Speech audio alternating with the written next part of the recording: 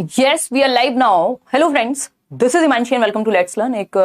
दो बहुत अच्छी सी न्यूज़, जिसमें से एक आपको पहले से पता है, कई लोगों को नहीं भी पता होगी।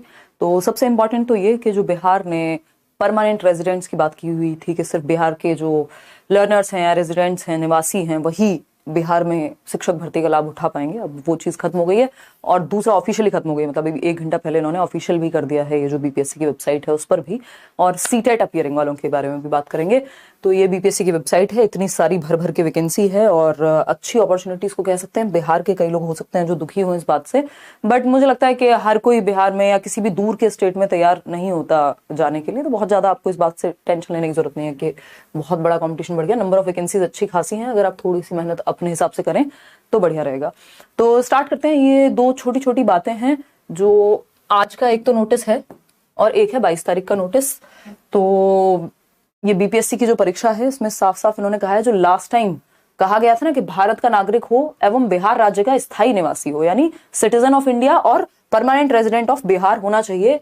ये जो इतनी बड़ी संख्या में शिक्षक भर्ती निकली है बिहार में, उसको लेकर के कि सिर्फ बिहार का जो परमानेंट रेजिडेंट है, जिसके पास वहां का ये कहें कि एक डोमिसाइल है, वो ही वहां अप्लाई कर पाएगा। वो चीज हट गई है, अभी हो गया सिर्फ भारत का नागरिक हो, इसको प्रतिस्थापित कर दिया। एक तो इतना बड़ा बदलाव, मुझे लगता है कि मतलब छोटे छोटे चेंजेस के नाम पे बड़े बड़े चेंजेस ये लोग वैकेंसी में कर रहे हैं। एक बार में सारी बात क्लियर कर ही नहीं पाए, पता नहीं नंबर ऑफ वैकेंसीज या फॉर्म्स चेक कर रहे थे, क्या था।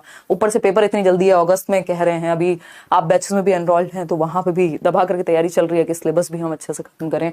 तो ये बात एकदम क्लियर हो गई है कि जो 30 मई को विज्ञापन प्रकाशित हुआ था, उसमें ये प्रतिस्थापन कह लीजिए आप इसको, या इसको अमेंडमेंट कह लीजिए, संशोधन कह लीजिए, कि अभी आप इंडियन सिटीजन हैं, यानी भारत के 28 राज्य और जो यूनियन टेरिटरीज हैं 8 जो आपके, उनमें से कहीं से भी आप, यानी पूरे भारत में से कहीं भी आपकी सिटीजनशिप है तो आप इस फॉर्म को अप्लाई कर सकते हैं। दूसरा, जो सीटेट को लेकर के टेंशन थी जिन लोगों को कि जिनका सीटेट अभी हुआ नहीं है, अपीयरिंग में है इस बार, वो लोग भी फॉर्म फिल कर पाएंगे। ये तो इन्होंने कई दिन पहले बता दिया था, इस पे अलग से चर्चा हमने नहीं की थी, बट आप लोग कमेंट्स करके, मेल करके ये चीज पूछ रहे थे।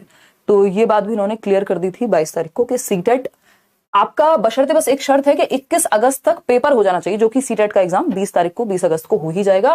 तो अगर आप पेपर 1 में अपीयरिंग में भी हैं तब भी कोई दिक्कत नहीं है, सीटेट में आप फॉर्म फिल कर सकते हैं। तो ये फ्लेक्सिबल कर दिया है इस चीज को, हम ये कह सकते हैं।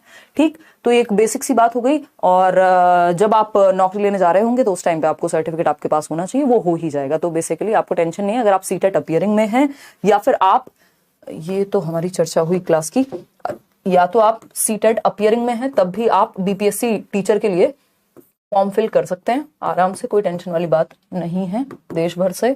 और दूसरा, या फिर आप बिहार के आसपास के राज्यों से हैं तो उन लोगों के लिए ज्यादा खुशी की बात होगी।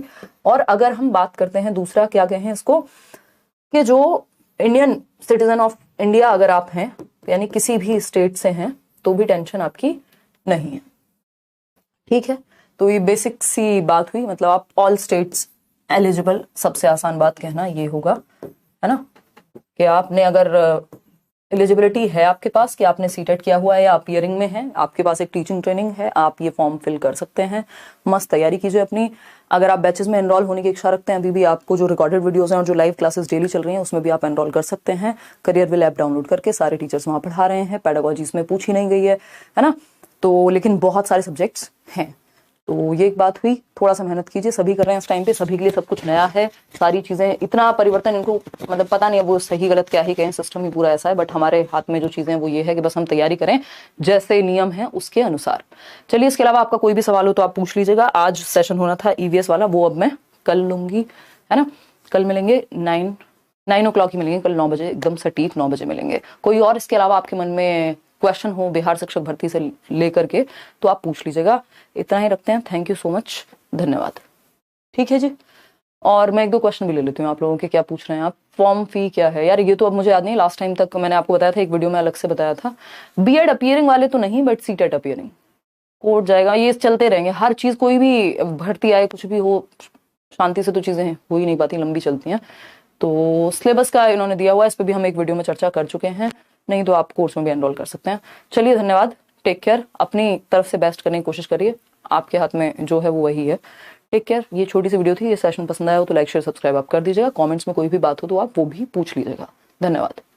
सीटेट अपीयरिंग वाले और देश के किसी भी राज्य से आप बिहार के एग्जाम में वो फॉर्म फिल कर सकते हैं, आप एलिजिबल हैं। ये 2 न्यूज़ हैं, मतलब 2 पॉइंट्स हैं इस न्यूज़ में पूरी। चलिए, धन्यवाद।